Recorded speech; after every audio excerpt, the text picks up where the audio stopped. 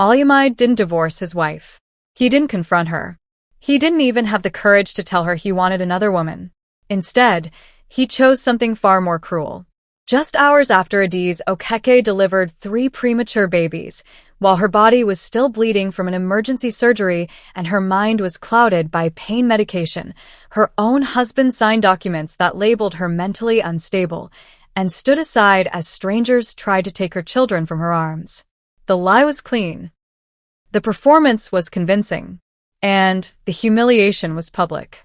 Under bright Lagos daylight, outside the glass doors of Eco Haven Neuropsychiatric Center, Adaeze stood shaking in a thin hospital gown, clutching her tiny triplets like they were the last pieces of her soul. Her eyes were wide with disbelief. Her lips parted, trying to speak, trying to explain, but nobody was listening. A uniformed guard hovered behind her like she was dangerous. Her mother-in-law pointed at her and cried, "She's mad." She tried to harm the babies, and standing just far enough away to look innocent was the man who promised to protect her, Adaeze, holding paperwork instead of her hand. What the doctors didn't know, what the neighbors filming on their phones couldn't imagine, what Adaeze and his greedy family never considered, was that the woman they were calling unstable was the only child and sole legal heir of a billionaire whose fortune was protected by a trust designed to punish betrayal. They thought committing her would silence her. They thought taking her children would give them control. But what they were really doing was activating a legal trap that would strip them of everything. Adaeze didn't scream. She didn't fight. She didn't beg. She waited. And what she did next didn't just expose them. It bankrupted every single one of them. If you believe silence is not weakness, if you've ever been betrayed by the people you trusted most, and if you want to see how patience can become power, watch this story to the very end. Like, subscribe, and tell us in the comments, what would you have done in Adaeze's place? Adaeze's labor didn't arrive with celebration or soft reassurances. It arrived like a siege. One moment she was lying on a hospital bed in a private Ikoyi clinic, counting breaths and telling herself she could endure anything for her children, and the next moment the room filled with urgency, voices tightening, footsteps multiplying, machines beginning to beep with the cold rhythm of a countdown. Someone said her blood pressure was dropping. Someone else said the baby's heart rates were unstable. A nurse squeezed her hand too hard, the way people do when they're trying to be brave for you, because they're afraid. Adaeze knew, in that instant, that this birth was not going to be gentle. They rushed her down the corridor toward the operating theater, fluorescent lights flashing overhead like fragments of memory she wouldn't fully keep. Her body felt heavy and light at the same time, numb in places, burning in others. Barely 31 weeks, the doctor said, not unkindly, but without softness. There was no time. No waiting. Non-negotiation. Emergency C-section. Now. Adaeze wanted to ask questions. Would the babies survive? Would she hear them cry? Would she get to hold them? But her mouth wouldn't cooperate. The world narrowed to the ceiling tiles and the sound of her own breath struggling to stay steady. In the operating room, everything moved fast and slow all at once. Blue gowns. Gloved hands. The sharp, clean smell of antiseptic. A mask lowered over her face. She felt pressure, pulling, a deep tug inside her body that made her eyes fill with tears she didn't remember crying. Then, faint, fragile, almost unreal, came a sound. Not one cry. Then another. Then a third. Thin, reedy cries that sounded more like questions than declarations of life. Adaeze sobbed, a broken sound pulled from somewhere deeper than pain. 3 cries. 3 lives. She whispered the names she had carried silently through months of fear and hope, releasing them into the air like prayers she hoped God was still listening to. Joy. Peace. Mercy. The words barely left her lips, but they mattered. They had to matter. Somewhere beyond the surgical drapes, nurses moved quickly, voices low and careful. So small, one of them murmured.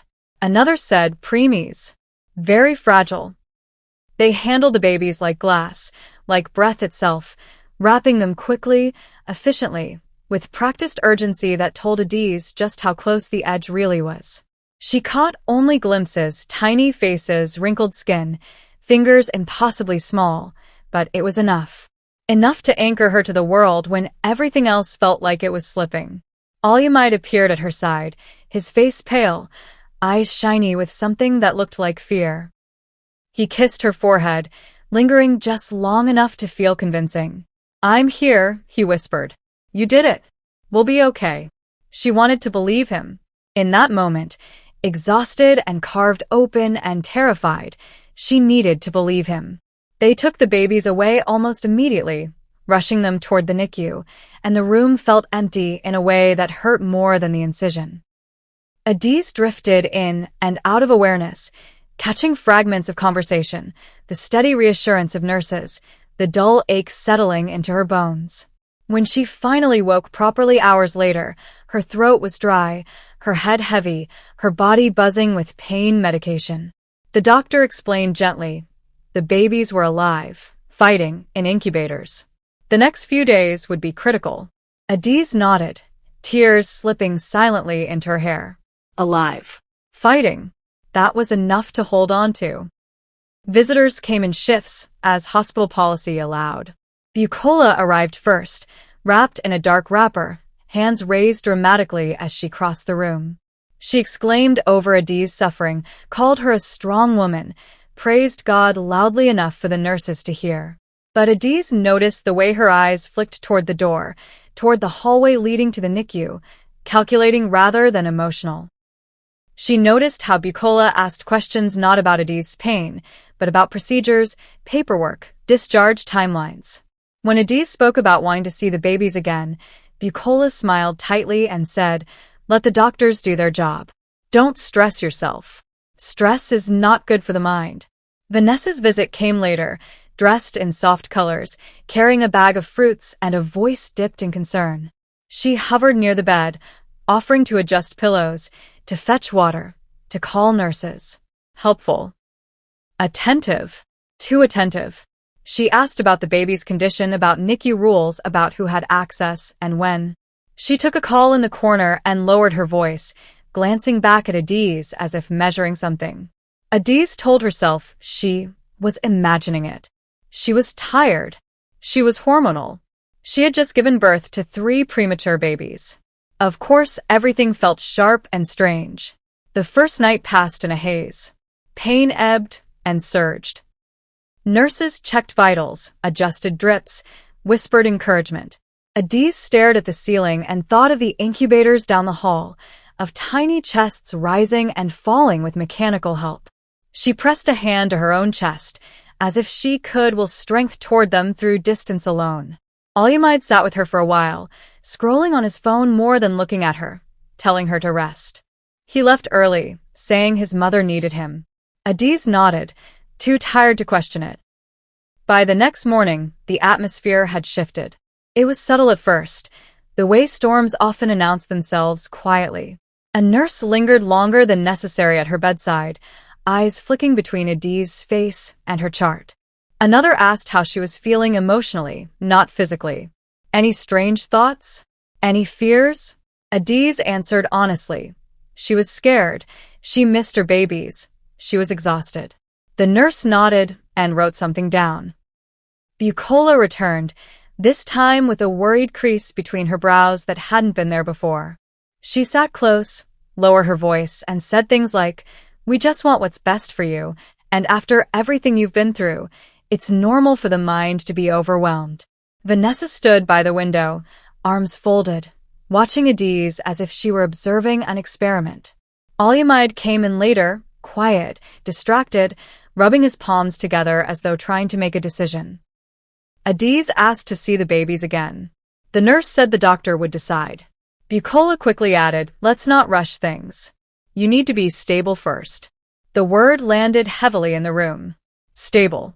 Adaeze frowned. "What do you mean?" Bucola waved a hand gently. "Just rest. Don't stress yourself."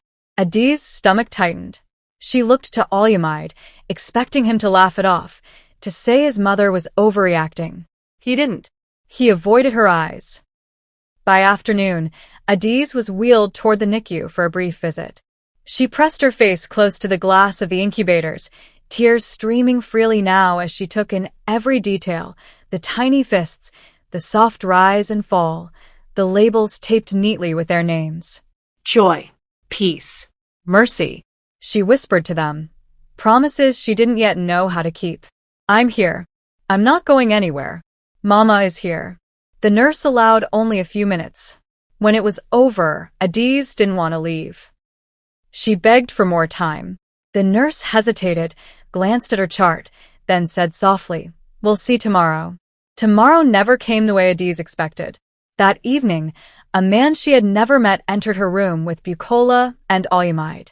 He introduced himself as Dr. Emmanuel Lawson, his voice calm, authoritative, practiced.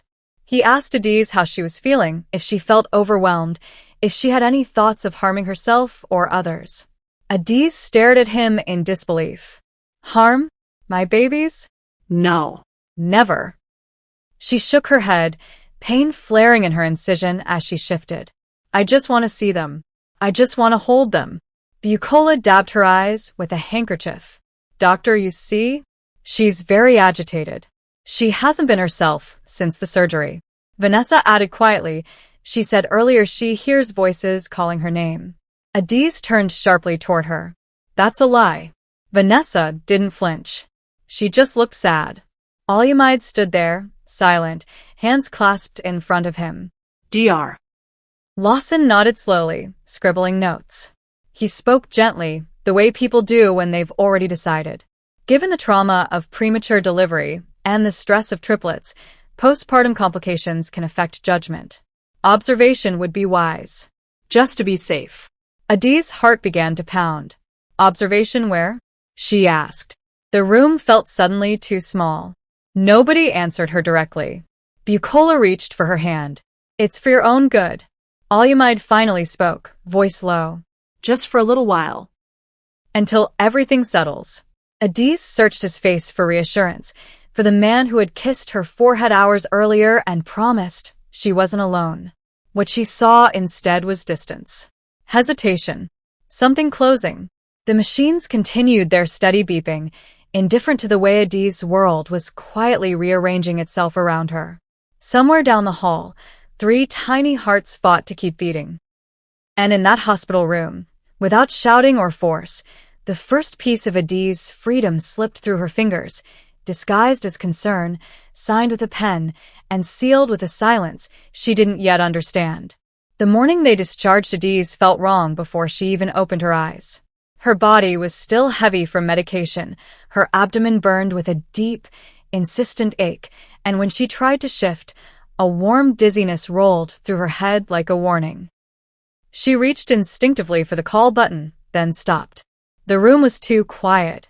No nurse footsteps. No gentle checks. Just silence that felt arranged. When she finally forced her eyes open, she wasn't in the hospital room anymore. She was in her own sitting room at home.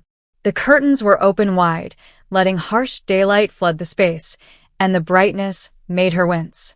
For a moment, she thought she was hallucinating until she noticed the strangers standing near the door. 2 men in matching uniforms. A woman holding a clipboard. A stretcher folded neatly against the wall like it was waiting for permission. A private ambulance parked outside, visible through the window, engine humming softly, like it had been there for a while. Her heart slammed hard against her ribs. Bucola stood in the center of the room, dressed in dark clothes, her head wrapped tightly, rocking slightly back and forth like she was already deep in mourning.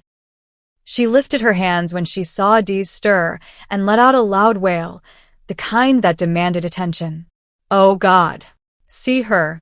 She doesn't even know where she is, she cried, loud enough for the neighbors to hear. Doctor, I told you. This thing has passed normal tiredness. Adaeze tried to sit up, panic cutting through the haze. What is happening? Her voice came out hoarse, thin, barely her own. She tasted blood at the back of her throat. Where are my babies? Vanessa stepped forward quickly, too quickly, clutching her chest like she was the one in distress. You see, she said, eyes wide, voice trembling. This is what I was talking about. She's been saying strange things since last night. She even threatened the babies when we tried to calm her down. Adaeze stared at her, disbelief punching the air from her lungs. That's not true, she whispered. Why would you say that? She looked around desperately, searching for Adaeze. He stood near the wall, hands in his pockets, face stiff, eyes darting between his mother and the man standing beside her. The man stepped forward then, tall, stern, wearing a white coat that looked freshly pressed. Mrs. Okeke, he said calmly, as if this were a routine visit. My name is Dr. Emmanuel Lawson. I've been asked to evaluate you this morning.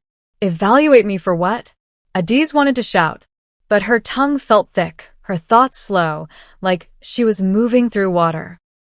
I just gave birth, she said instead. My babies are premature. I need to go back to the hospital. Bukola sobbed louder. Doctor, you hear her? She's confused. She doesn't even remember what she said earlier. She turned to Adaeze, eyes sharp beneath the tears. Adaeze, don't you remember? You said the babies were better off without you. You said you couldn't handle it. I never said that, Adaeze replied, panic rising. She tried to stand, but her legs buckled, pain slicing through her midsection. One of the uniformed men instinctively moved closer, hand hovering near her arm, not to help, but to restrain. Dr. Lawson nodded slowly, scribbling something on his pad. Postpartum complications can manifest in many ways, he said, voice measured, reassuring. Disorientation, emotional volatility, intrusive thoughts. It's not uncommon, especially after a traumatic delivery. Vanessa reached into her bag and pulled out a folded paper, handing it to Bukola like it was a sacred document. Bukola unfolded it carefully and held it up. We already wrote everything down, she announced. Everything she said, everything she did. We're not wicked people. We're just trying to protect those innocent children. Adaeze's eyes fell on the paper. Typed. Clean. Detailed. Dates, times, quotes she never said, actions she never took. It read like a script. Like something prepared long before this morning. I didn't write this, Adaeze whispered. This is a lie. Dr. Lawson glanced at the paper, then at Adaeze, then back again, as though weighing which version of reality was more convenient. Mrs. Okeke, he said gently, your family is concerned for your safety and the safety of your children. At this stage, observation is recommended. Observation where? Adaeze asked, her heart now pounding so hard she could hear it in her ears. There was a pause. A deliberate one. Adaeze finally stepped forward. He cleared his throat, eyes still avoiding hers. It's just temporary, he said quietly. Just until everything settles. You've been through a lot. Adaeze stared at him. You said I could rest at home, she said. You said you'd bring me to the NICU today. You promised. His jaw tightened. This is rest, he replied. Professional rest. The clipboard woman stepped closer and held out a form. We just need consent from next of kin, she said, tone neutral, practiced. It's a standard procedure. Adaeze shook her head weakly. No, she said. I don't consent. I want to see my children. Bukola moved fast then, stepping between Adaeze and the clipboard. You see? She's resisting help, she said, shaking her head sorrowfully. This is exactly what I warned you about, Doctor. Dr. Lawson turned to Adaeze. Mr. Okeke, he said, as her husband, you're authorized to make this decision if she's deemed temporarily incapable. The word incapable landed like a slap. Adaeze reached for Adaeze's hand. Please, she said, voice cracking now, fear tearing through the last of her strength. I'm tired, yes. I'm in pain, but I'm not mad. You know me. For a second, just a second, something flickered across Adaeze's face. Doubt. Fear. Maybe even guilt. His hands trembled as he took the pen. Bukola leaned close to him, whispering urgently. Do you want anything to happen to those babies? She hissed. If you hesitate and something goes wrong, it will be on your head. Vanessa nodded, eyes glossy. This is the right thing. For everyone. Adaeze swallowed hard and signed. The sound of pen on paper was soft, almost polite. But to Adaeze, it sounded like a door slamming shut. The clipboard woman nodded and handed the form to Dr. Lawson. The uniformed men unfolded the stretcher. One stepped toward Adaeze. No, Adaeze cried, finding strength she didn't know she still had. You can't do this. My babies. Where are my babies? They're safe, Bucola said quickly. That's what matters. As they lifted her, the room spun violently. Pain tore through her body, and her scream echoed off the walls, raw, desperate, maternal. Neighbors began to gather outside, peering through windows, phones already raised. Bucola wailed louder, performing grief for the audience. It's not her fault, she shouted. The devil is testing her. Adaeze was strapped down gently but firmly, like someone dangerous but delicate. Dr. Lawson adjusted her with clinical precision. This will help you relax, he said as the medication began to flow. The ceiling blurred. Voices stretched and warped. As they wheeled her toward the waiting ambulance, Adaeze caught one last glimpse of Adaeze standing in the doorway of the home they shared, papers in his hand, face pale and righteous, telling himself this was love. The doors closed with a final, hollow thud. And just like that, a marriage became a sentence, concern became confinement, and a single signature turned Adaze's world into a cage she hadn't even known she was walking into. Eco Haven did not scream madness. It whispered order. From the moment Adaeze was wheeled through its glass doors, everything felt rehearsed, too clean, too calm, too correct. The walls were white, the floors polished, the air smelling faintly of disinfectant, and something floral meant to soothe. A nurse with a soft voice introduced herself and said, "We're just going to get you settled," as if Adaeze were checking into a hotel and not being erased from her own life. The first thing they took was her phone. "For your safety," the nurse said kindly, already holding out her palm. Adaeze hesitated, fingers tightening around the device like it was a lifeline, because it was. It was the only way to reach the outside world, the only proof she still existed beyond these walls. When she asked why, the nurse smiled again. Too much stimulation isn't good right now. Adaeze didn't have the strength to fight. Her body still ached from surgery.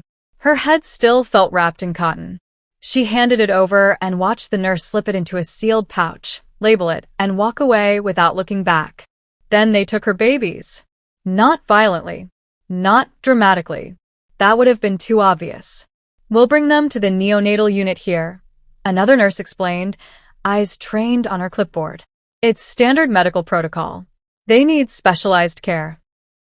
"I need to see them," Adaeze said. "They were just born. They need me."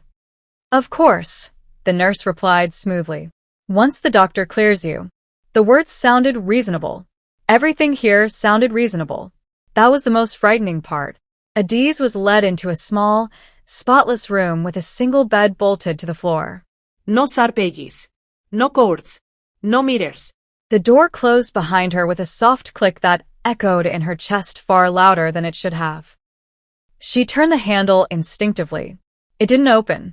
A tiny window sat high on the wall, frosted just enough to blur the outside into shapes without details. A nurse sat her down, spoke gently, asked questions in a calm, almost bored tone. "How are you feeling? Do you know where you are? Do you feel overwhelmed?" Adaeze answered clearly. She was tired. She was in pain. She had just given birth to premature triplets. She wanted to see her children. The nurse nodded, wrote something down, and left. When the next person came in, they carried a file. Adaeze saw her own name printed neatly on the front. Inside, pages multiplied quickly. She caught glimpses of words as they turned: postpartum distress, emotional instability, paranoid ideation. Paranoid? "I'm not paranoid," Adaeze said, her voice sharper now. "I was brought here without my consent. My babies were taken from me." The woman didn't argue. She just wrote something else down. Hours passed. Or maybe minutes. Time felt elastic, stretching and snapping without warning. Adaeze asked again to see her children. She asked calmly at first, then more urgently. Each request was met with a variation of the same answer. The doctor hasn't approved it yet. You need to be settled first. Let's focus on you. When she raised her voice, even slightly, a nurse appeared with a concerned expression. Agitation, someone murmured near the door. Adaeze heard the word before she understood it was being attached to her. When she forced herself to stay quiet, to sit still, to breathe slowly, and choose her words carefully, the nurse returned later with a new tone. You seem very flat today, she said. No emotional expression. Adaeze realized then that silence was also being documented, interpreted not as strength or restraint, but as emptiness. There was no correct way to exist in that room. A doctor came in at some point, maybe Dr. Lawson, maybe someone else. He flipped through her file without sitting down. You mentioned your father is a billionaire, he said casually. Yes, Adaeze replied. Chief Chikwudiokeke. The pen paused, then resumed writing. Claims billionaire father. Adaeze felt something cold settle in her stomach. You can verify it, she said. There are lawyers. Documents. We'll look into everything, he replied, already turning the page. They administered medication that night. Just something to help you rest, they said. The injection burned briefly, then spread a heavy warmth through her veins. The ceiling lights blurred. Her thoughts slowed, as if someone had poured thick syrup over her mind. She fought it at first, afraid of what she might lose if she let go. But her body betrayed her, sinking into the mattress, eyelids drooping despite her fear. When she woke again, daylight filtered through the frosted window in dull patches. Her mouth was dry. Her limbs felt distant. For a terrifying moment, she couldn't remember where she was. Panic flared, then settled into a numb ache. A nurse came in with breakfast she couldn't eat. Adaeze asked for her babies again. The nurse smiled sympathetically and said, You asked that already. Asked when? Adaeze couldn't remember. That frightened her more than the locked door. More notes appeared in her file. Sedation effective. Reduced resistance. Patient calmer. Days pass like this. Questions. Notes. Medication. Silence. Adaeze began to understand the design.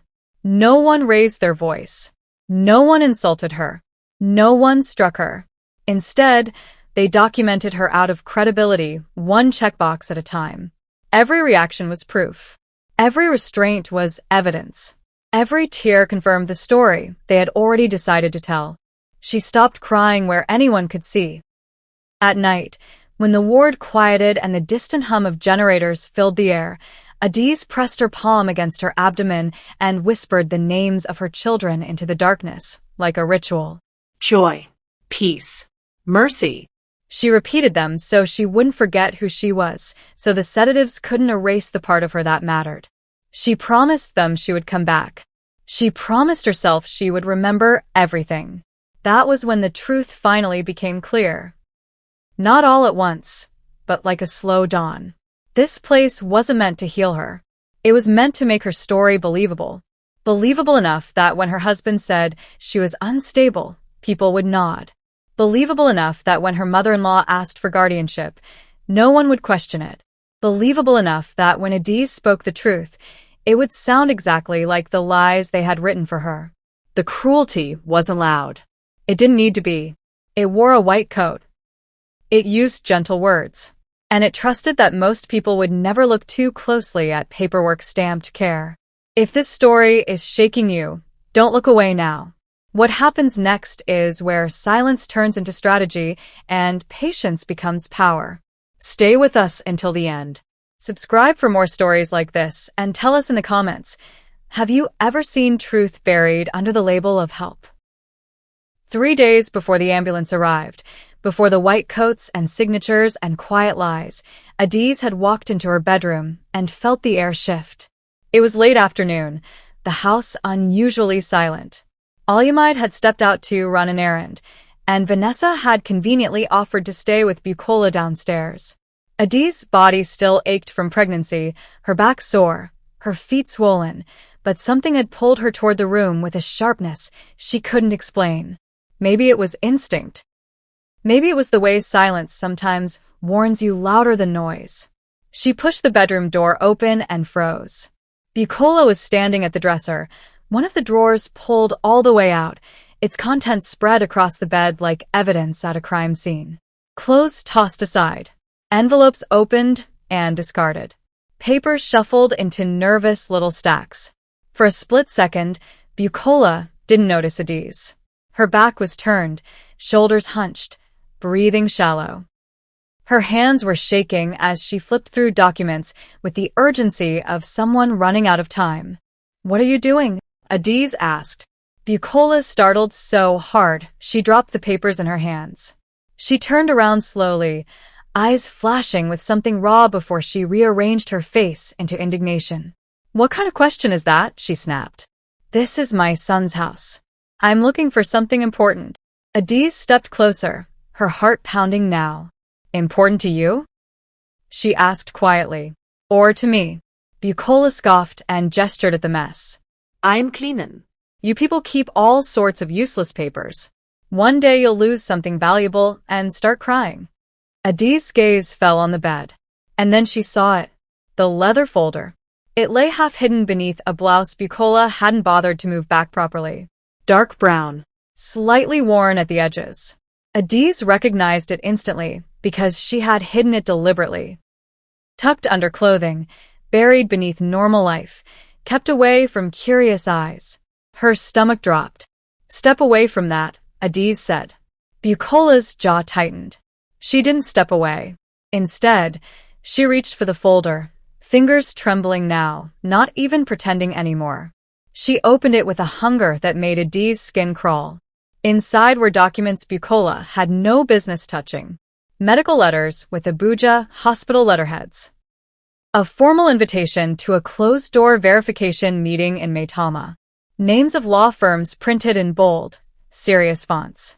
And beneath them all, resting like the heart of the matter, was a sealed envelope. Thick, official, stamped in black ink. Only Adaeze, Akik. Bucola stared at it as though it might start breathing. For a moment, neither woman spoke. The room seemed to hold its breath with them. Bucola reached for the envelope.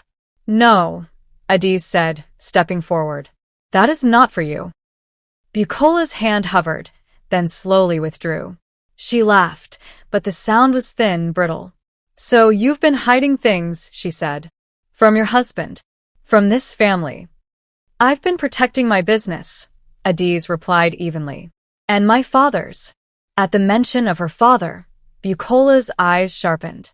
"Your father," she repeated. "This mysterious father you never talk about." Adaeze held her gaze. Chief Chikwadio Keke. The name landed heavily between them. Bucola didn't react the way a normal person would. No confusion, no curiosity.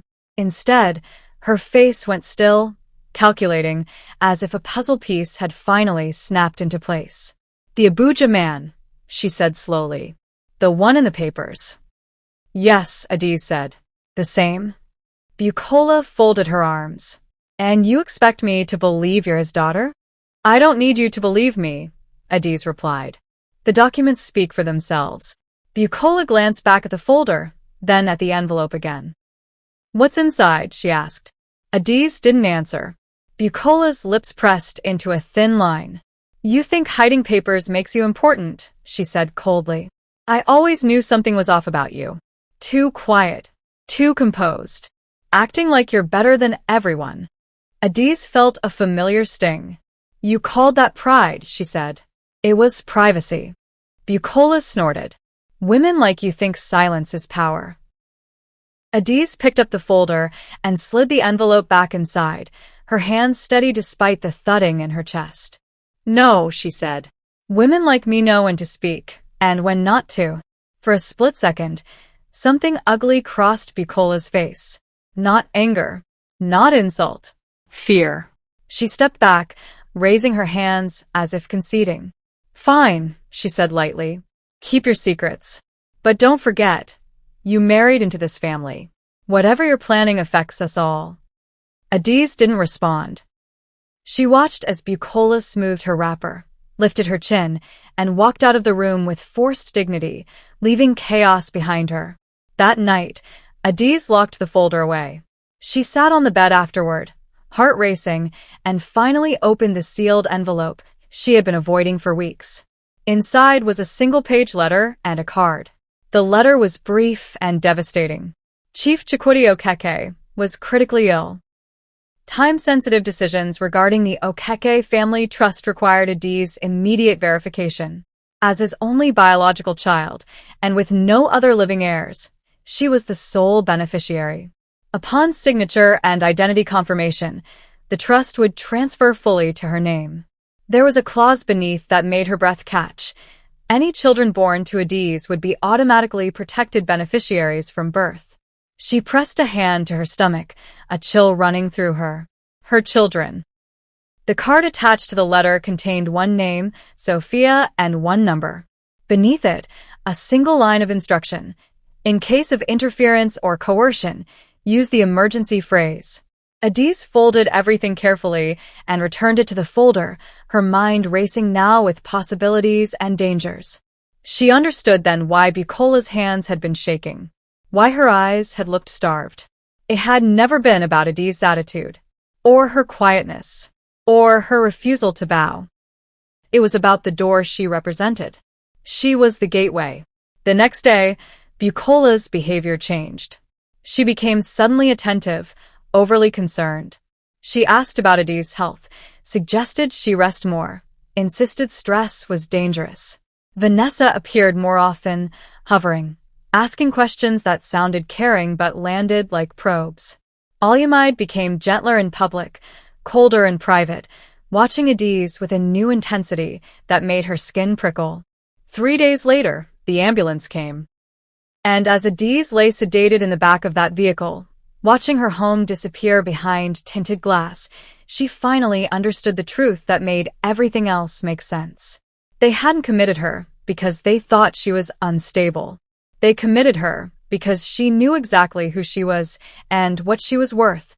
If this chapter made your stomach turn, stay with the story. What they tried to steal next will shock you. Watch until the end, subscribe, and tell us in the comments. Have you ever seen greed wear the mask of concern? 3 days before the ambulance arrived, before the white coats and signatures and quiet lies, Adaeze had walked into her bedroom and felt the air shift. It was late afternoon, the house unusually silent. Alumide had stepped out to run an errand, and Vanessa had conveniently offered to stay with Bucola downstairs. Adaeze's body still ached from pregnancy, her back sore, her feet swollen, but something had pulled her toward the room with a sharpness she couldn't explain. Maybe it was instinct. Maybe it was the way silence sometimes warns you louder than noise.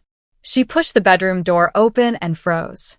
Bucola was standing at the dresser, one of the drawers pulled all the way out, its contents spread across the bed like evidence at a crime scene. Clothes tossed aside. Envelopes opened and discarded. Papers shuffled into nervous little stacks. For a split second, Bucola didn't notice Adaeze. Her back was turned, shoulders hunched, breathing shallow.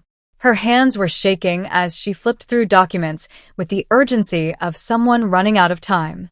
"What are you doing?" Adaeze asked. Bucola startled so hard, she dropped the papers in her hands.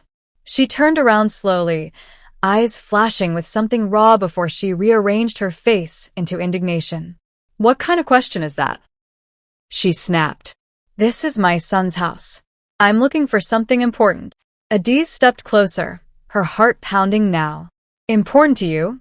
she asked quietly. "Or to me?" Bucola scoffed and gestured at the mess. I'm cleanin'. "You people keep all sorts of useless papers. One day you'll lose something valuable and start crying." Adaeze's gaze fell on the bed. And then she saw it. The leather folder. It lay half-hidden beneath a blouse Bucola hadn't bothered to move back properly. Dark brown, slightly worn at the edges. Adaeze recognized it instantly because she had hidden it deliberately, tucked under clothing, buried beneath normal life, kept away from curious eyes. Her stomach dropped. "Step away from that," Adaeze said. Bucola's jaw tightened. She didn't step away. Instead, she reached for the folder, fingers trembling now, not even pretending anymore. She opened it with a hunger that made Adaeze's skin crawl. Inside were documents Bukola had no business touching. Medical letters with Abuja hospital letterheads. A formal invitation to a closed-door verification meeting in Maitama. Names of law firms printed in bold, serious fonts. And beneath them all, resting like the heart of the matter, was a sealed envelope. Thick, official, stamped in black ink. Only Adaeze Akik. Bukola stared at it, as though it might start breathing. For a moment, neither woman spoke. The room seemed to hold its breath with them. Bukola reached for the envelope. "No," Adaeze said, stepping forward. "That is not for you." Bukola's hand hovered, then slowly withdrew. She laughed, but the sound was thin, brittle. "So you've been hiding things," she said. "From your husband. From this family."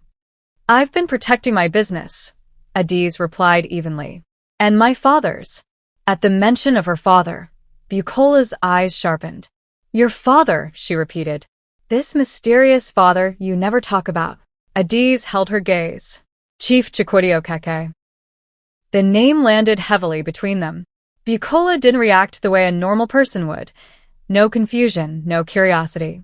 Instead, her face went still, calculating, as if a puzzle piece had finally snapped into place. "The Abuja man," she said slowly. "The one in the papers." "Yes," Adaeze said. "The same." Bukola folded her arms. "And you expect me to believe you're his daughter?" "I don't need you to believe me," Adaeze replied. "The documents speak for themselves." Bukola glanced back at the folder, then at the envelope again. "What's inside?" she asked. Adaeze didn't answer. Bukola's lips pressed into a thin line. "You think hiding papers makes you important," she said coldly. "I always knew something was off about you. Too quiet. Too composed. Acting like you're better than everyone." Adaeze felt a familiar sting. "You called that pride," she said. "It was privacy." Bukola snorted. "Women like you think silence is power." Adaeze picked up the folder and slid the envelope back inside, her hands steady despite the thudding in her chest. "No," she said. "Women like me know when to speak, and when not to." For a split second, something ugly crossed Bukola's face. Not anger, not insult. Fear. She stepped back, raising her hands as if conceding. "Fine," she said lightly. "Keep your secrets. But don't forget, you married into this family. Whatever you're planning affects us all." Adaeze didn't respond. She watched as Bukola smoothed her wrapper, lifted her chin, and walked out of the room with forced dignity, leaving chaos behind her. That night, Adaeze locked the folder away. She sat on the bed afterward, heart racing, and finally opened the sealed envelope she had been avoiding for weeks. Inside was a single-page letter and a card. The letter was brief and devastating. Chief Chikwudi Okeke was critically ill. Time-sensitive decisions regarding the Okeke family trust required Adaeze's immediate verification. As his only biological child, and with no other living heirs, she was the sole beneficiary. Upon signature and identity confirmation, the trust would transfer fully to her name. There was a clause beneath that made her breath catch. Any children born to Adaeze would be automatically protected beneficiaries from birth. She pressed a hand to her stomach, a chill running through her. Her children. The card attached to the letter contained one name, Sophia, and one number. Beneath it, a single line of instruction. In case of interference or coercion, use the emergency phrase. Adaeze folded everything carefully and returned it to the folder, her mind racing now with possibilities and dangers. She understood then why Bukola's hands had been shaking, why her eyes had looked starved. It had never been about Adaeze's attitude, or her quietness, or her refusal to bow. It was about the door she represented. She was the gateway.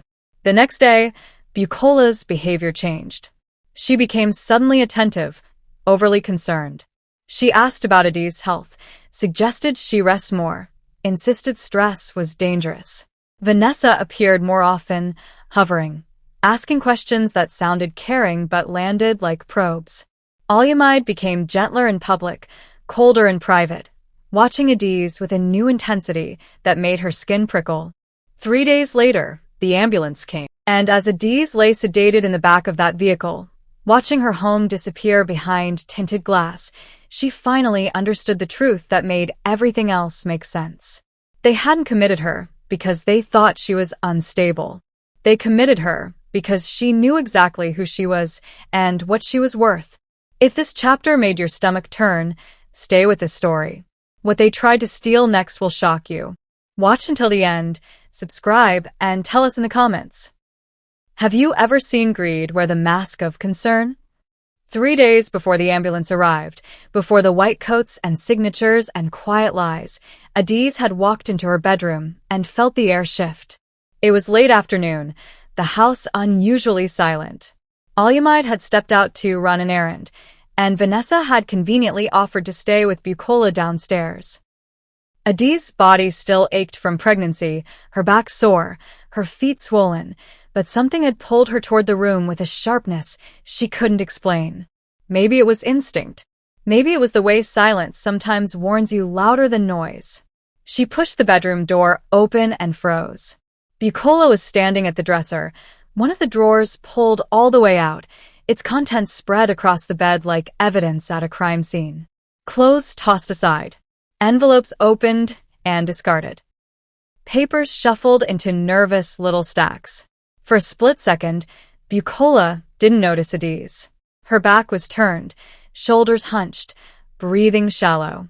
Her hands were shaking as she flipped through documents with the urgency of someone running out of time. "What are you doing?" Adaeze asked. Bucola startled so hard she dropped the papers in her hands. She turned around slowly, eyes flashing with something raw before she rearranged her face into indignation. "What kind of question is that?" she snapped. "This is my son's house. I'm looking for something important." Adaeze stepped closer, her heart pounding now. "Important to you?"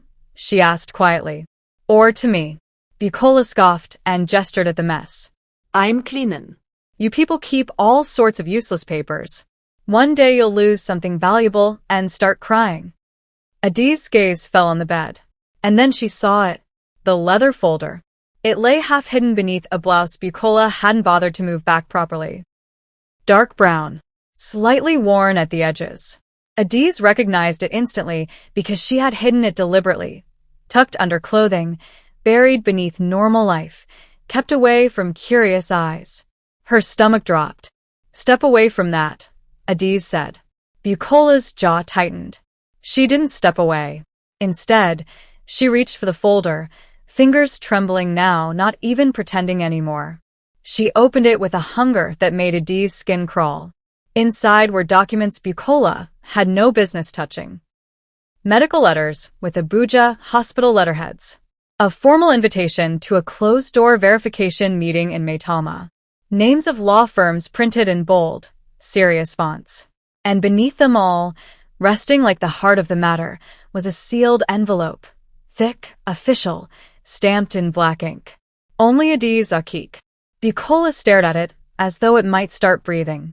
For a moment, neither woman spoke. The room seemed to hold its breath with them. Bucola reached for the envelope. "No," Adaeze said, stepping forward. "That is not for you." Bucola's hand hovered, then slowly withdrew. She laughed, but the sound was thin, brittle. "So you've been hiding things," she said. "From your husband. From this family." "I've been protecting my business," Adaeze replied evenly. "And my father's." At the mention of her father, Bucola's eyes sharpened. "Your father," she repeated. "This mysterious father you never talk about." Adaeze held her gaze. "Chief Chikwadio Keke." The name landed heavily between them. Bucola didn't react the way a normal person would. No confusion, no curiosity. Instead, her face went still, calculating, as if a puzzle piece had finally snapped into place. "The Abuja man," she said slowly. "The one in the papers." "Yes," Adaeze said. "The same?" Bucola folded her arms. "And you expect me to believe you're his daughter?" I don't need you to believe me, Adaeze replied. The documents speak for themselves. Bucola glanced back at the folder, then at the envelope again. What's inside? She asked. Adaeze didn't answer. Bucola's lips pressed into a thin line. You think hiding papers makes you important, she said coldly. I always knew something was off about you. Too quiet. Too composed.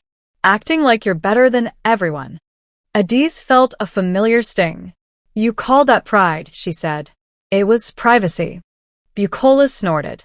Women like you think silence is power. Adaeze picked up the folder and slid the envelope back inside, her hands steady despite the thudding in her chest. No, she said. Women like me know when to speak, and when not to. For a split second, something ugly crossed Bucola's face. Not anger, not insult. Fear. She stepped back, raising her hands as if conceding. Fine, she said lightly. Keep your secrets. But don't forget, you married into this family. Whatever you're planning affects us all. Adaeze didn't respond. She watched as Bucola smoothed her wrapper, lifted her chin, and walked out of the room with forced dignity, leaving chaos behind her. That night, Adaeze locked the folder away. She sat on the bed afterward, heart racing, and finally opened the sealed envelope she had been avoiding for weeks. Inside was a single-page letter and a card. The letter was brief and devastating. Chief Chikwudi Okeke was critically ill. Time-sensitive decisions regarding the Okeke family trust required Adaeze's immediate verification. As his only biological child, and with no other living heirs, she was the sole beneficiary. Upon signature and identity confirmation, the trust would transfer fully to her name. There was a clause beneath that made her breath catch. Any children born to Adaeze would be automatically protected beneficiaries from birth. She pressed a hand to her stomach, a chill running through her. Her children. The card attached to the letter contained one name, Sophia, and one number. Beneath it, a single line of instruction. In case of interference or coercion, use the emergency phrase. Adaeze folded everything carefully and returned it to the folder, her mind racing now with possibilities and dangers. She understood then why Bucola's hands had been shaking, why her eyes had looked starved. It had never been about Adaeze's attitude, or her quietness, or her refusal to bow. It was about the door she represented. She was the gateway. The next day, Bucola's behavior changed. She became suddenly attentive, overly concerned. She asked about Adaeze's health, suggested she rest more, insisted stress was dangerous. Vanessa appeared more often, hovering, asking questions that sounded caring but landed like probes. Alyamide became gentler in public, colder in private, watching Adaeze with a new intensity that made her skin prickle. 3 days later, the ambulance came. And as Adaeze lay sedated in the back of that vehicle, watching her home disappear behind tinted glass, she finally understood the truth that made everything else make sense. They hadn't committed her because they thought she was unstable. They committed her because she knew exactly who she was and what she was worth. Visitor day arrived without mercy. Adaeze knew it was coming before the door opened. Eco Haven announced visits the way it announced medication. Politely, impersonally, as if human connection were just another controlled substance. A nurse smoothed her gown, reminded her to remain calm, reminded her that emotional outbursts would be noted, then stepped aside and unlocked the door. Bucola entered first. She wore gold earrings that caught the light with every step, loud and heavy, the kind a woman chose when she wanted to be seen as important. They clinked softly as she walked, an almost cheerful sound that didn't belong in a place like this. Her wrapper was perfectly pressed, her head wrap immaculate. She looked nothing like a woman burdened by grief. She looked like a woman arriving to inspect property. Oh God! Bucola sighed theatrically as soon as she saw Adaeze, hands flying to her chest. Look at her. My poor son's wife. This suffering is too much. Adaeze said nothing. Vanessa followed closely behind, her smile already fixed in place. She wore the same perfume, soft, floral, expensive, that Adaeze had once smelled on Olymide's shirt late at night when he came home claiming traffic. The scent curled into Adaeze's lungs now, unwanted and unmistakable. Vanessa's eyes moved quickly around the room, noting the bed, the door, the small window, the absence of anything sharp or personal. She nodded approvingly, like someone touring a well-managed space. Then Olymide stepped in. He held a bouquet of flowers, white lilies and baby's breath, cradled in his arms like proof of innocence. He looked tired, Pale. almost convincing. For a moment, Adaeze felt a dangerous pull in her chest, a flicker of the woman she used to be, the one who trusted him, who believed that love meant safety. He smiled weakly. "How are you feeling?" he asked. Adaeze studied him carefully, the way his eyes kept darting to his mother. The way his shoulders were tense, not with worry for her, but with fear of saying the wrong thing. She realized then that he wasn't visiting to check on her. He was visiting to check on the lie. "I'm fine," she said quietly. Bucola frowned. "Doctor said you should be resting, not talking too much," she scolded. "This place is for your own good, Adaeze. Don't make it harder." Vanessa nodded sympathetically. "We just want you to get better," she added, as if rehearsed. Adaeze didn't argue. She didn't cry. She didn't ask about the babies, even though the question burned her throat. She knew now that everything she said would be weighed, measured, filed. Silence was the only safe language left to her. The nurse lingered by the door, pretending not to listen. Olymide stepped closer, setting the flowers on the small table beside her bed.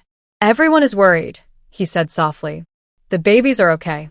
You just need to focus on yourself." Adaeze lifted her eyes to his face. Really looked at him. This man who had watched her body break open to bring life into the world. This man who had signed papers while she was bleeding.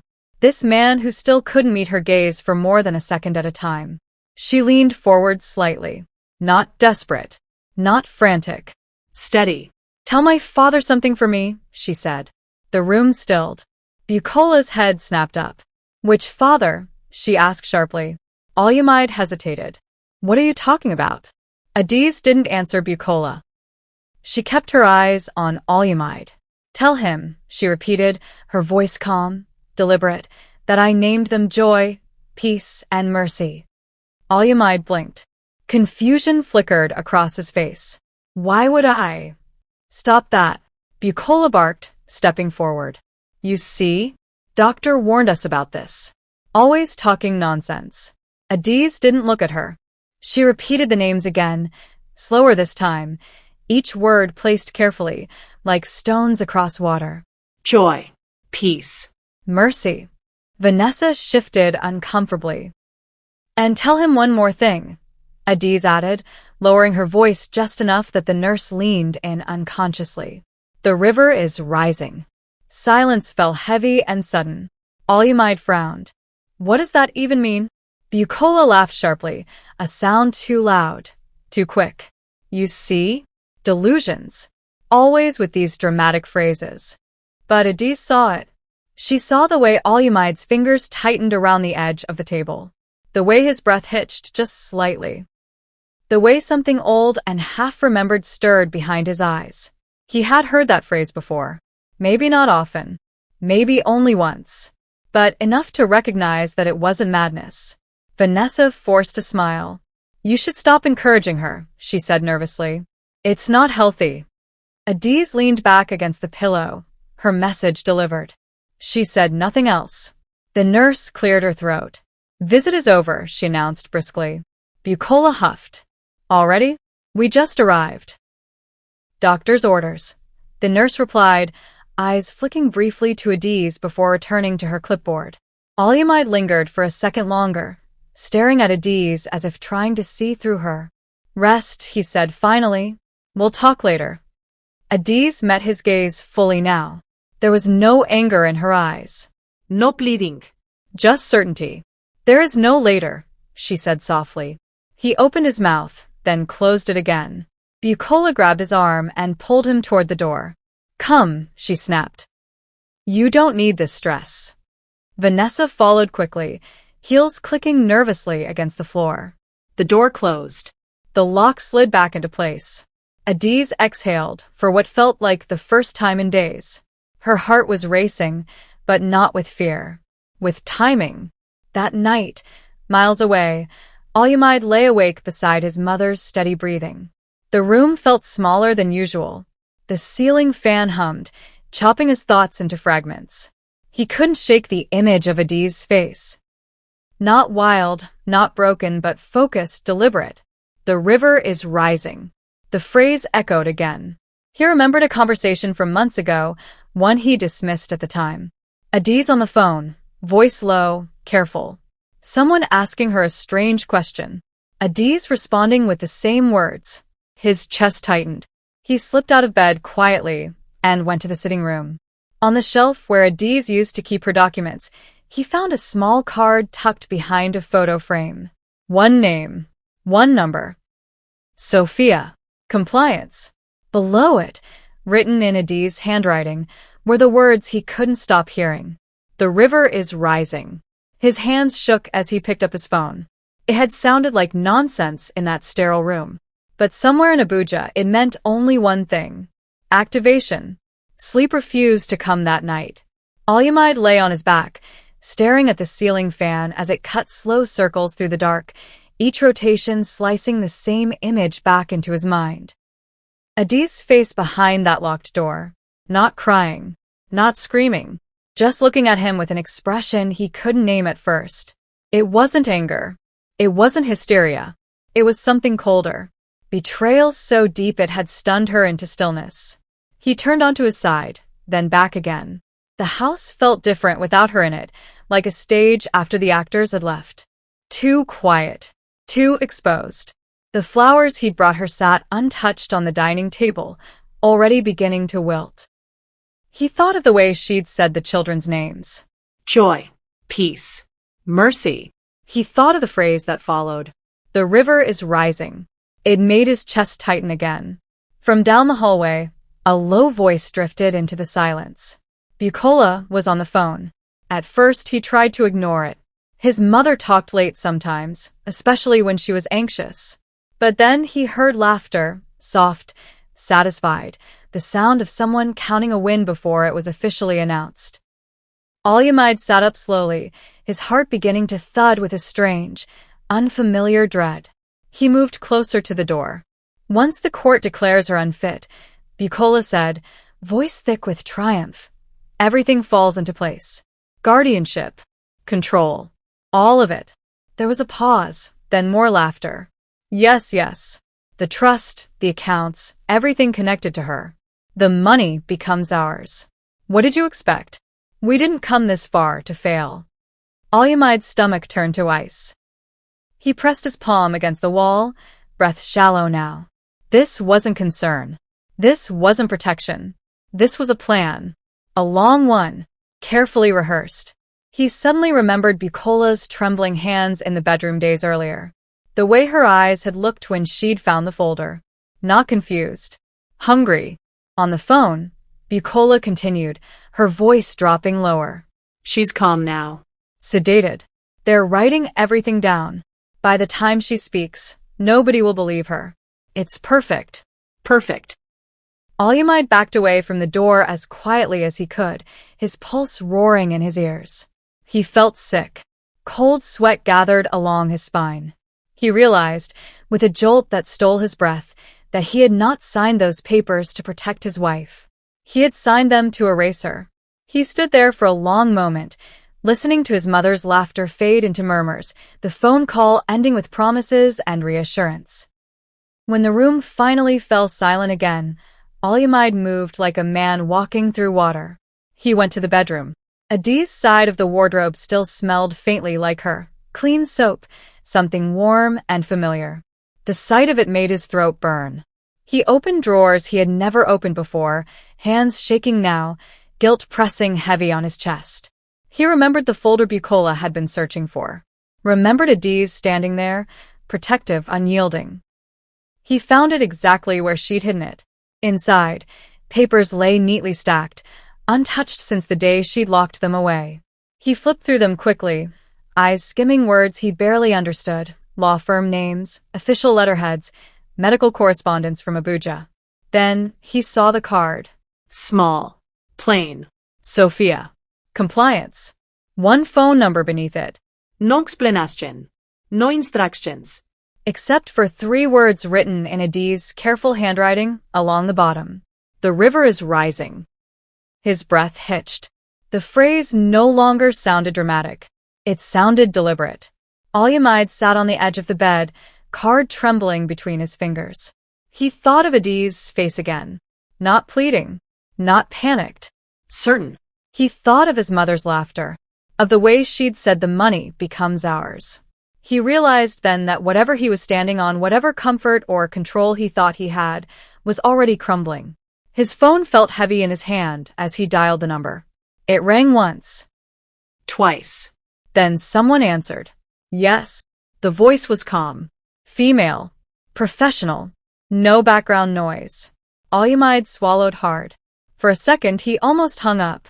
But the image of Adaeze strapped to that stretcher flashed behind his eyes, and he forced the words out.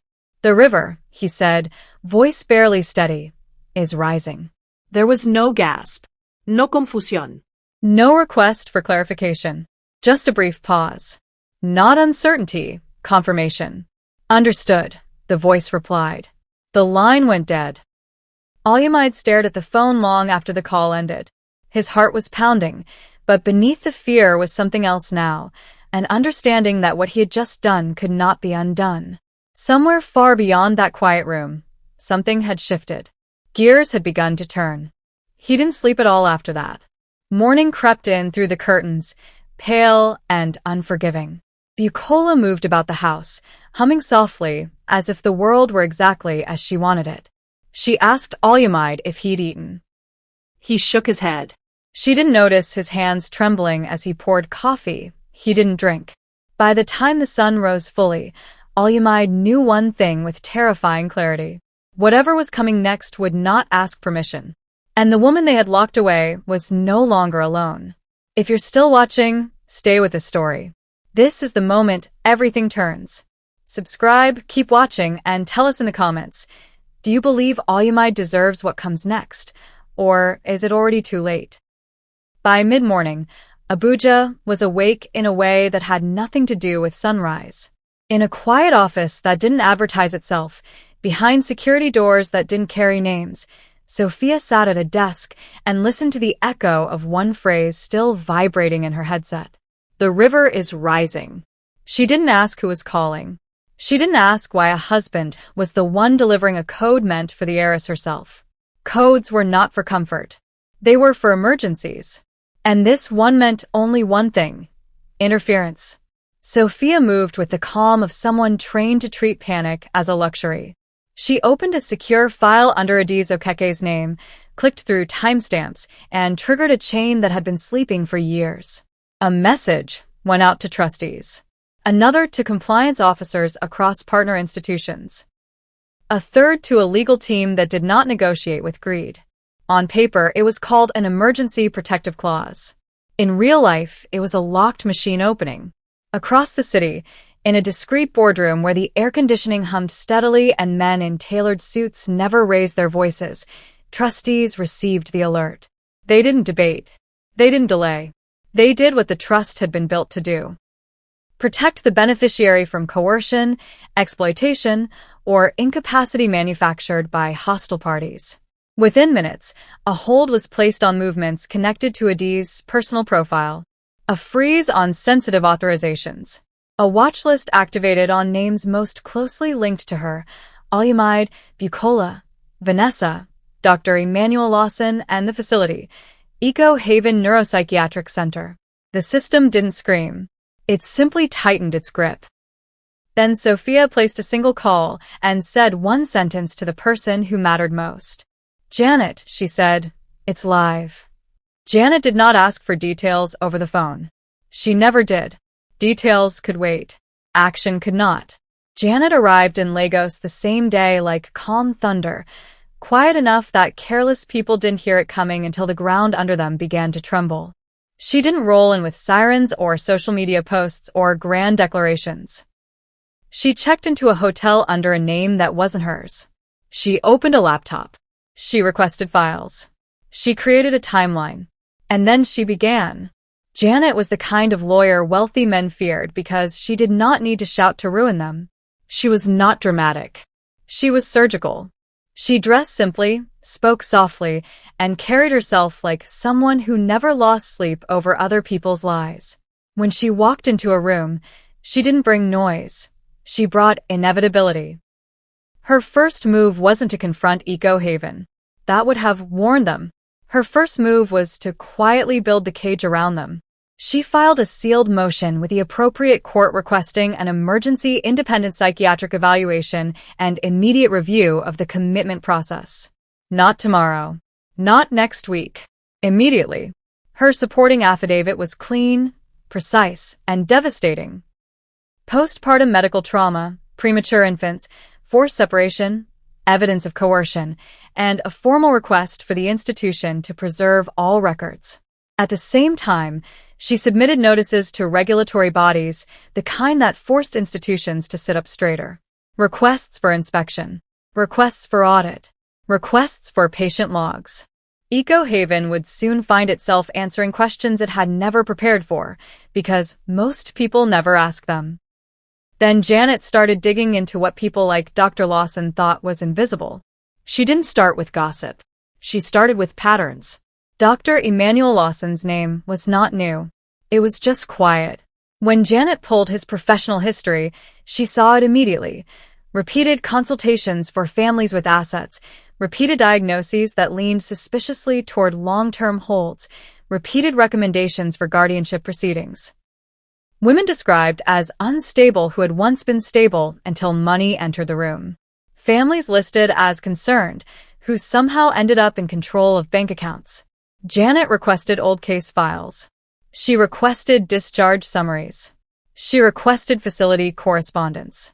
Every request was polite, professional, and impossible to ignore. And once the first thread loosened, the whole fabric began to shift.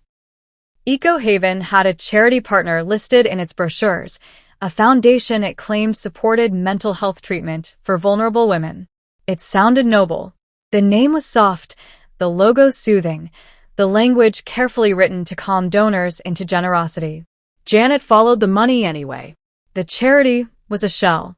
The account numbers linked back to private withdrawals, personal purchases, and transfers into names that had nothing to do with mental health and everything to do with greed. It wasn't just corruption. It was a business model disguised as care.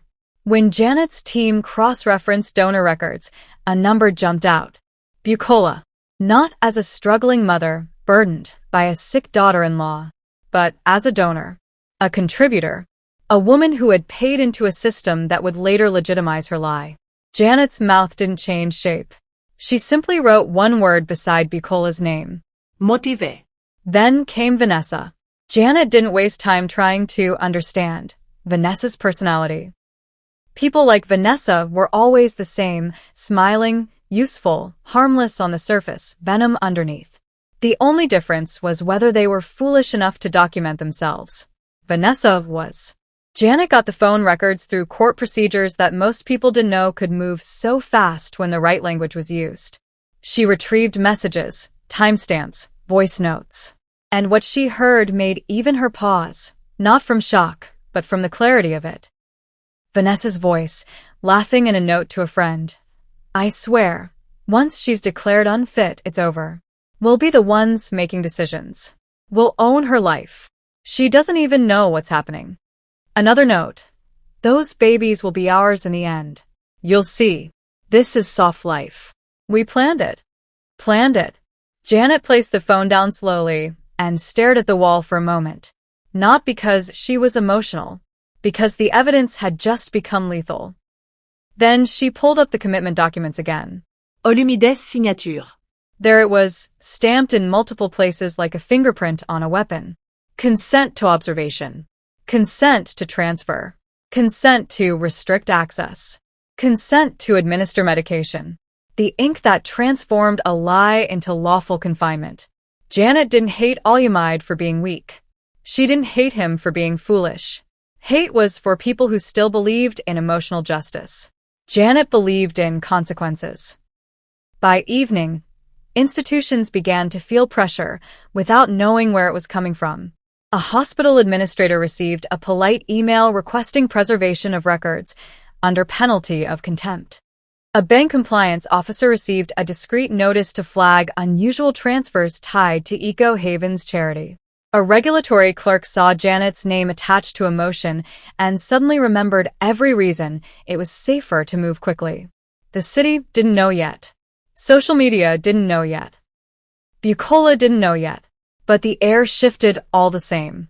Inside Eco Haven, Adaeze sat on her bed staring at the frosted window, fighting the heaviness in her limbs, repeating her baby's names under her breath like scripture. Joy. Peace.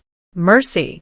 Somewhere beyond these walls, her coded breadcrumb had landed in the right hands. She didn't know how it would unfold. She didn't know who was coming. She just knew she had done the one thing they hadn't anticipated. She had activated a machine built to protect her. That night, Janet finally allowed herself to speak one sentence out loud, not to comfort anyone, not to sound heroic, but because it was simply true. "They won't get away with this," she said quietly. Not as revenge, as a fact. Because when truth is documented properly, it doesn't need to shout. It only needs to arrive. And Janet had arrived. Eco Haven was used to control.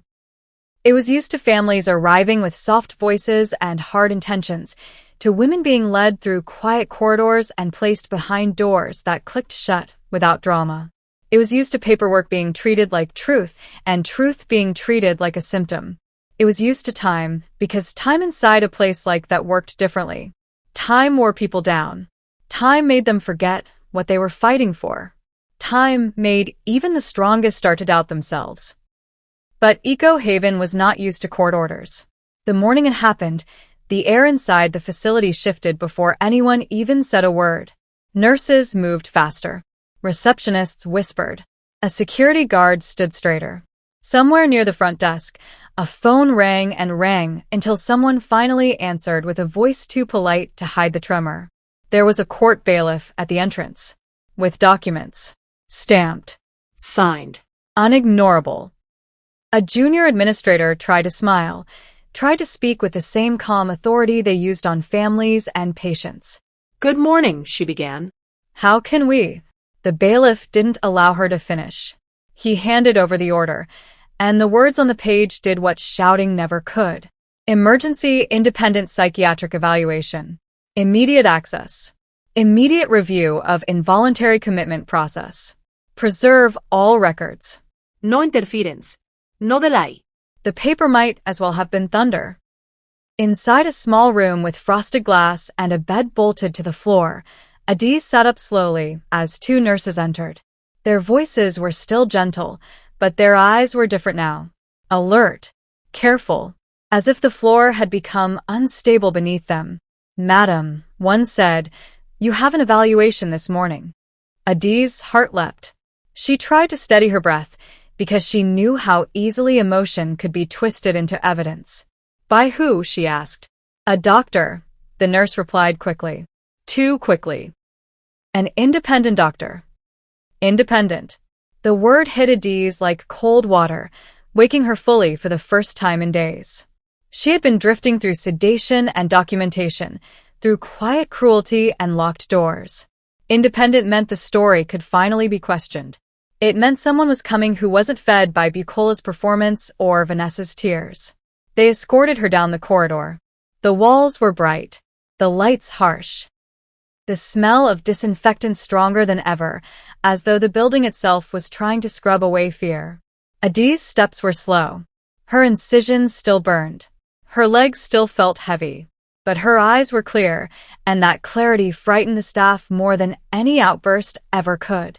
In a small office near the administrative wing, a man sat at a table with a notepad and a file that was noticeably thinner than the one Eco Haven had built on her.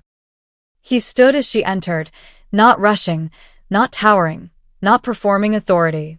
He introduced himself plainly, gave his credentials, and explained his role in a tone that didn't need intimidation. "I'm here to evaluate you independently," he said. "I have no relationship with this facility.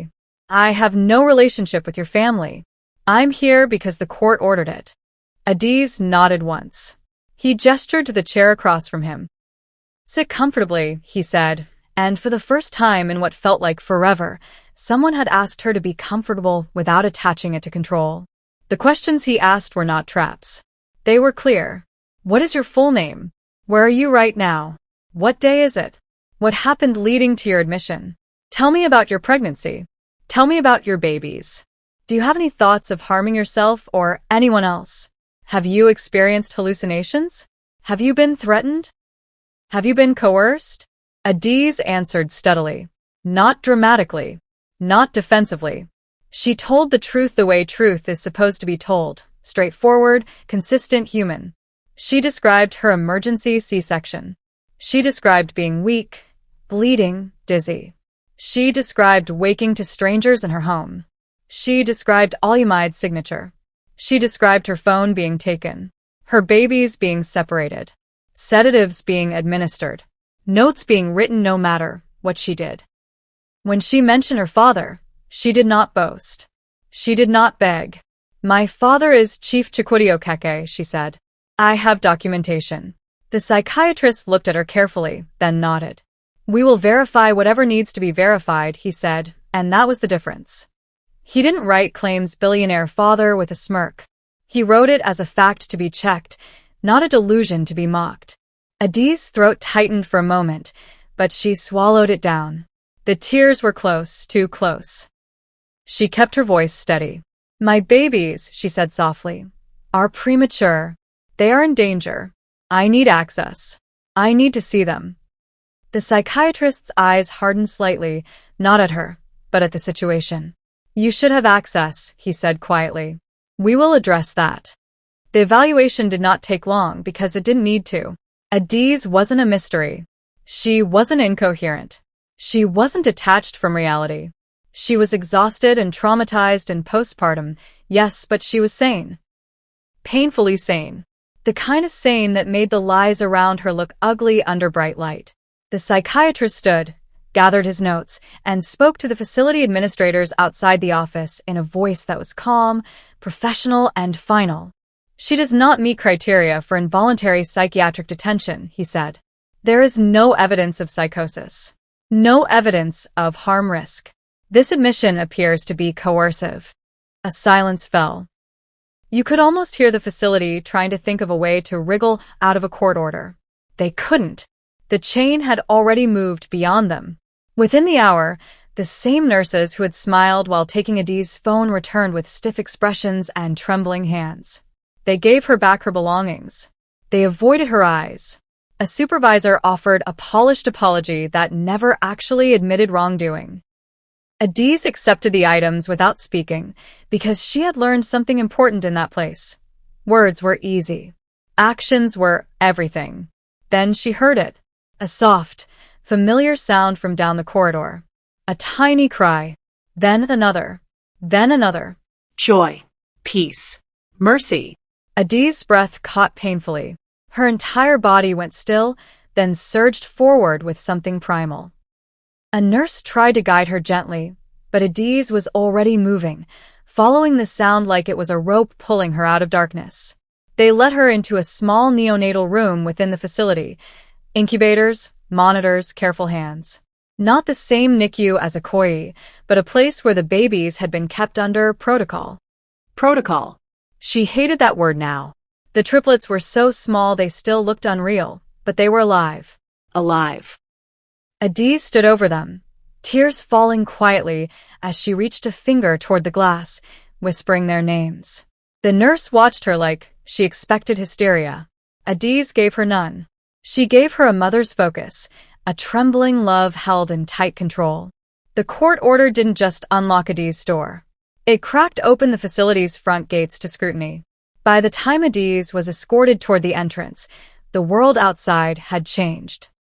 The glass doors that once reflected only sunlight now reflected people. Cameras. Phones.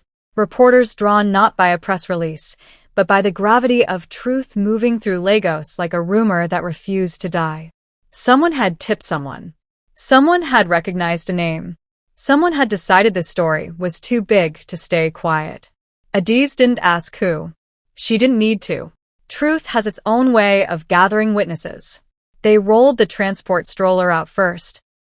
Specialized, careful, fitted with small blankets and monitored support. Then Adaeze stepped into the daylight behind it, blinking as the sun hit her face like a new reality.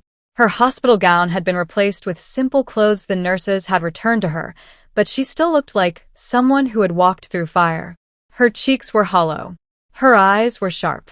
Her posture was upright, even with pain stitched into her body. And there they were. Bukola stood near the front of the crowd, frozen mid-breath, her gold earrings suddenly looking ridiculous instead of powerful. The confident performance she had worn so easily now hung off her like a costume in the wrong scene. Vanessa stood beside her, smile plastered on at first, until she saw Adaze's expression. The smile cracked, just slightly like glass under pressure. Her eyes darted, calculating exits, counting cameras. Olyamide was behind them, face drained of color, lips parted as if he had forgotten how to speak. He looked like a man watching his own life split open in public. Adaeze didn't run to him. She didn't point. She didn't shout. She stopped just long enough for the cameras to settle on her face. For the story to stop being family matter. For it to become what it really was. A crime.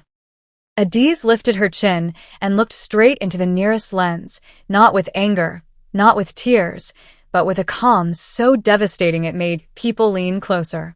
"They called me mad," she said quietly, her voice steady despite everything, because it was cheaper than admitting they were wicked. A murmur rippled through the crowd. Phones rose higher. Bukola's mouth opened, but no sound came out. Vanessa's hand flew to her throat, as if the air had suddenly changed. Olyamide swayed slightly, like the ground beneath him had finally begun to move. Adaeze didn't say anything else. She didn't need to. She turned and walked, slowly, carefully, into the sunlight with her babies in front of her, moving like a woman reclaiming her name with each step. In that moment, the story stopped being private. And it became unstoppable. The collapse didn't announce itself with sirens or shouting. It arrived the way consequences usually do, quietly, methodically, and all at once. Within 48 hours of Adaeze walking out of Eco Haven, the trust's emergency clauses did exactly what they had been designed to do. Accounts connected to Bukola and Olyamide didn't malfunction. They froze. Cards declined mid-transaction. Transfers failed without explanation. Alerts began stacking up in inboxes that had never known panic before. Banks didn't wait for apologies. They waited for paperwork. And when the paperwork arrived, dense, precise, unmistakable, banks panicked. Loans were called in. Lines of credit evaporated. Business guarantees that depended on family stability were reclassified as high-risk exposure. Partners who had once toasted Olyamide's ambitions suddenly discovered urgent reasons to distance themselves. Meetings were cancelled. Calls went unanswered. The room where Olyamide used to walk with confidence began to feel smaller with every hour.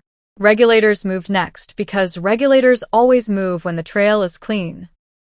Eco Haven's records were seized under warrant. Patient logs, medication orders, donation lists, emails, audit trails. The shell charity, once wrapped in soothing language and glossy brochures, crumbled under scrutiny. Donations meant for care were traced into private accounts. Withdrawals lined up with dates of extended holds. A pattern emerged so clearly it was embarrassing anyone had missed it before. Janet filed civil claims without drama. Wrongful confinement, medical fraud, coercion, attempted exploitation of minors. Each filing landed like a weight, not because of volume, but because of precision. The evidence spoke in calm sentences that courts respect. No emotion. No exaggeration. Just facts that refused to be argued away. Vanessa tried to disappear. She packed hurriedly, booked a flight she never boarded, and told herself she had time. She didn't. Transfers meant to help her start fresh left a trail. Phones remember things people forget. Voice notes have a way of resurfacing when confidence turns into fear. She was traced within days, intercepted quietly, and arrested with a disbelief that stripped her smile for good. The soft life she'd planned dissolved into handcuffs and a charge sheet she couldn't flirt her way out of. Bucola fought harder. She cried. She pleaded. She invoked faith and family and misunderstanding. None of it mattered. Assets were identified. Properties were listed. Accounts were seized to satisfy damages that grew heavier the more she resisted. The gold earrings disappeared. The wrapper lost its crispness. The woman who had once performed control found herself answering questions she could not manipulate. Alumaid lasted the longest, and that hurt him the most. He lost his job quietly, the way companies end relationships they regret ever starting. Reputational risk, the letter said. Partners followed suit. Deals collapsed. Invitations stopped arriving. His name became a footnote people avoided. The lie he thought would protect him, the one he signed into existence, became the evidence that followed him everywhere. He tried to apologize. He tried to explain. He discovered that explanations don't matter when documents do. Through it all, Adaeze did not celebrate. She focused on her children. Joy, peace, and mercy grew stronger under careful care, tiny hands gripping her finger with surprising determination.